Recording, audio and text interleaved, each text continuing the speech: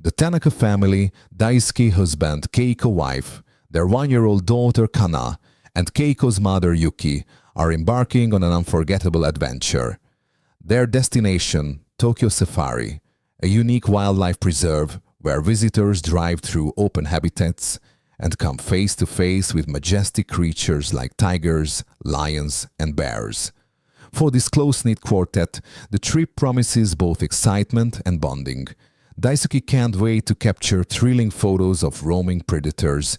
Keiko looks forward to watching Kana's wide-eyed wonder, and Yuki is eager to share family stories under the vast savannah-style skies. Together, they'll navigate winding safari trails in a sturdy vehicle, soaking in the raw beauty of wild animals in a safe yet immersive setting.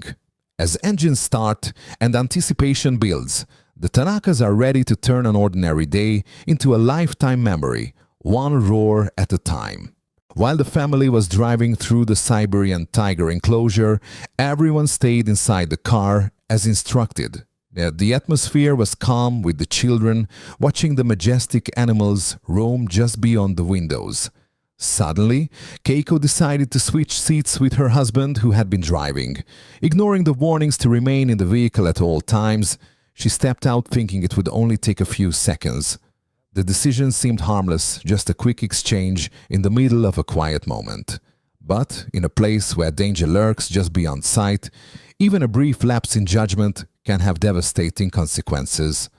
The rest of the family remained seated, unaware of the risk unfolding just outside. What began as a routine visit quickly turned into a life-threatening situation, all because of one impulsive choice to break the rules. The peaceful drive through the Siberian tiger enclosure took a horrifying turn in an instant.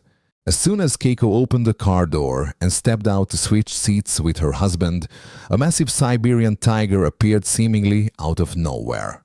In one swift, brutal moment, the tiger lunged, grabbed her, and dragged her away from the vehicle right in front of her shocked family. Screams erupted inside the car as the scene unfolded in seconds too fast to process. Panic gripped everyone, but none more so than Keiko's mother Yuki. Driven by pure instinct and maternal terror, she flung the car door open and ran after her daughter, desperate to help. But before she could reach her a second tiger, a female sprang at Yuki and attacked. She was killed instantly, mauled to death just feet from the car. Inside the vehicle, Keiko's husband Daisuke sat frozen with horror, clutching their small child as they watched helplessly. There was nothing they could do. The animals were too fast, too powerful, and too close. The cries of the child mixed with the roars of the tigers, the chaos echoing through the enclosure. What was supposed to be a simple family outing had turned into a nightmare. In less than a minute, 2 lives were lost, and the family was shattered. The brutal reality of ignoring safety rules in a wild animal park hit with full force, leaving behind nothing but grief, shock, and irreversible trauma. Moments after the horrific attack, rescue personnel rushed to the scene. Zoo staff trained for emergencies like this quickly intervened to drive the tigers back and secure the area. Keiko, though severely injured, was still alive. Covered in blood and barely conscious, she was pulled to safety and rushed to the hospital by ambulance. Doctors fought to save her life as she arrived in critical condition. The tiger's attack had left her with deep wounds, broken bones, and severe trauma. Immediate surgery was necessary to stop the bleeding and stabilize her condition. Over the following days and weeks, Keiko underwent multiple complex surgeries to repair the damage. Each procedure carried risks, but she held on. Though she survived, her recovery was slow and painful. The physical scars were extensive, but the emotional toll was just as deep. She had not only endured a brutal mauling, but had witnessed her mother's death right before her eyes. The weight of that memory stayed with her through every moment of her healing process. Keiko's survival was nothing short of a miracle, but it came at a devastating cost. The accident left her body permanently altered and her family forever changed. Her story became a haunting reminder of how a single decision in a place where the rules are written in blood can change everything in an instant. In the aftermath of the tragedy, the Tanaka family filed a lawsuit against Tokyo Safari Park, accusing the facility of negligence and failing to ensure visitor safety. They argued that the park should have had stricter controls, better barriers, or clearer warnings to prevent such a devastating incident. The case quickly gained public attention and stirred heated debate. Supporters of the family demanded accountability, believing that the park had not done enough to protect its guests, especially in such a dangerous area. On the other side, the park's legal team pointed to the clearly posted rules and repeated warnings: visitors must stay inside their vehicles at all times. They argued that the tragedy resulted from a willful violation of those safety rules, not from any fault in the park's systems. The legal battle dragged on for years, with both sides presenting emotional testimonies, expert opinions, and detailed analysis of the park's safety protocols. In the end, the court issued a split decision.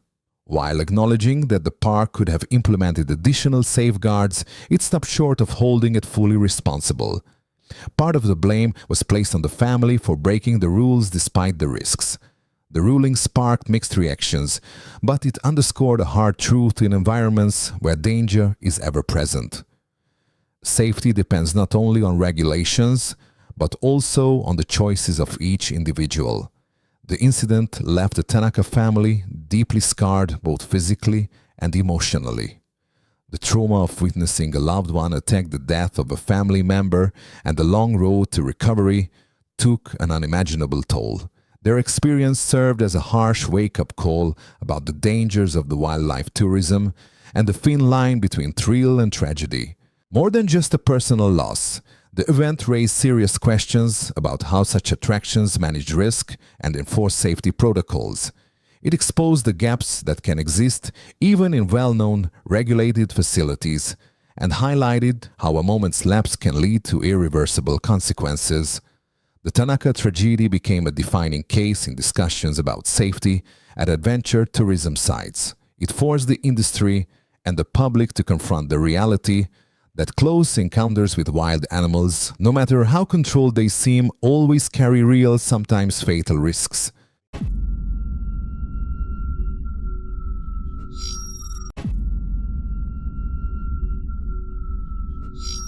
In September 2024, a tragic accident shook South Africa's conservation community. Dingo Dinkelman, a well-known wildlife expert and passionate reptile conservationist, died after being bitten by an eastern green mamba while working at his own facility, Dingo's Farm and Reptile Park in KwaZulu-Natal. Dinkelman had handled venomous snakes for years, often educating the public about their importance in the ecosystem, but on what seemed like a routine day, things took a sudden and deadly turn. While managing the highly venomous snake, he was struck, likely in a moment too quick to react to. The bite triggered a severe anaphylactic reaction compounded by the mamba's fast-acting neurotoxic venom. Despite emergency efforts, his condition deteriorated rapidly. The loss of Dinkelman is not only heartbreaking for his family and fans, but also a serious blow to reptile conservation in South Africa and beyond. His work inspired thousands to better understand and respect creatures many fear. His death is a stark reminder of the real dangers that come with handling deadly animals, even for the most seasoned professionals. After the deadly bite from an eastern green mamba, Dingo Dinkelman was rushed into emergency care in a desperate attempt to save his life. The response was immediate. Paramedics arrived, quickly administered epinephrine to counter the anaphylactic shock, inserted a breathing tube to keep his airway open, and delivered life-saving drugs directly into his bone marrow, a last resort method used when time is critical. At the hospital, doctors placed Dinkelman in a medically induced coma to stabilize him. Over the next weeks, he underwent intensive treatments, including anti-venom therapy, dialysis, to support his failing kidneys and round-the-clock care in the ICU. Despite their best efforts, the venom and oxygen deprivation had already done serious damage. His brain, kidneys, and circulatory system were hit hard, leaving him in a fragile and declining state. For 4 long weeks, his medical team fought to reverse the damage, and his supporters clung to hope. but the toll was too great. On October 26, 2024, Dingo Dinkelman passed away after a month of intensive care. His death marked the end of a fierce battle, not just against one of nature's deadliest creatures, but against the cascade of medical crises that followed.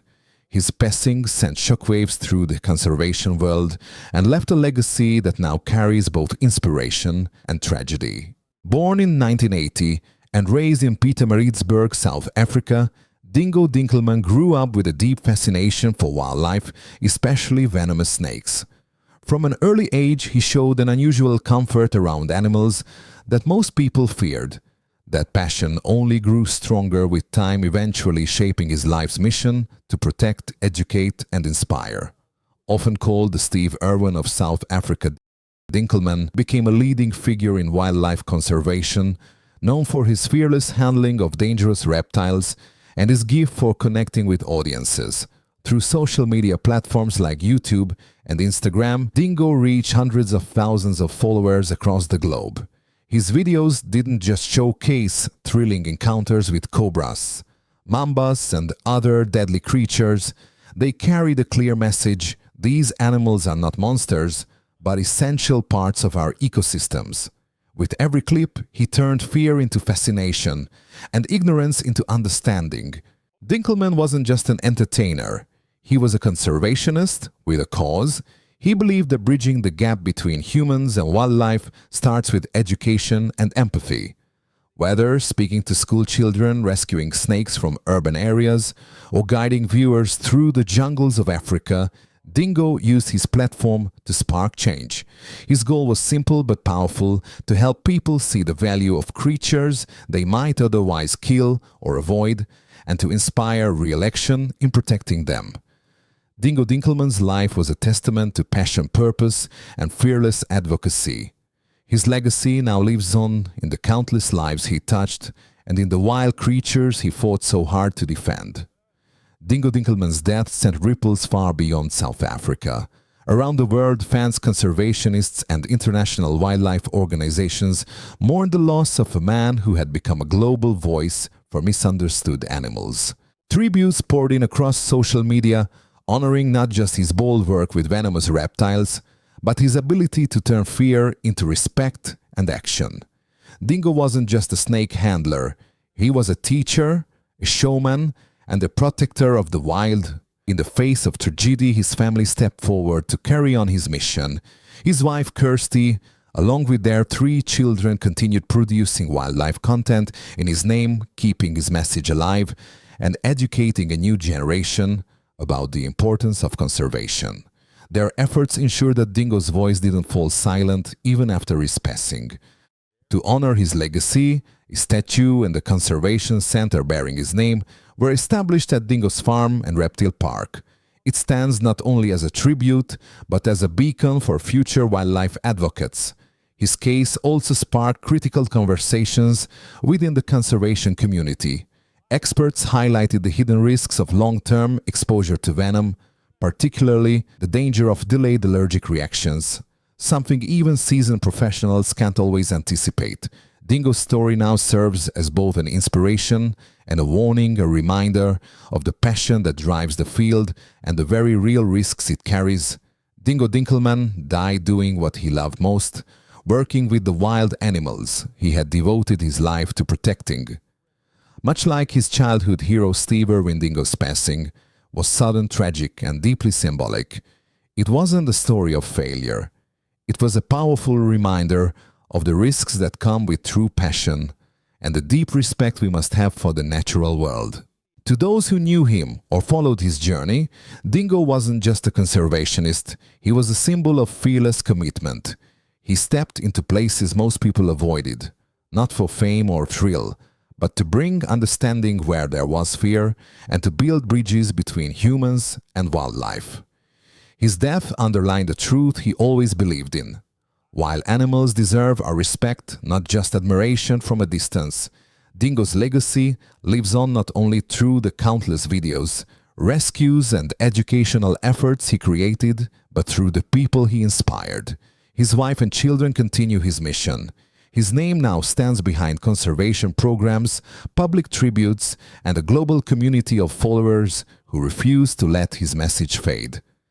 Dingo's final lesson wasn't spoken, but it was clear nature is beautiful, dangerous, and worth protecting, and those who fight for it may risk everything, but they leave behind something that lasts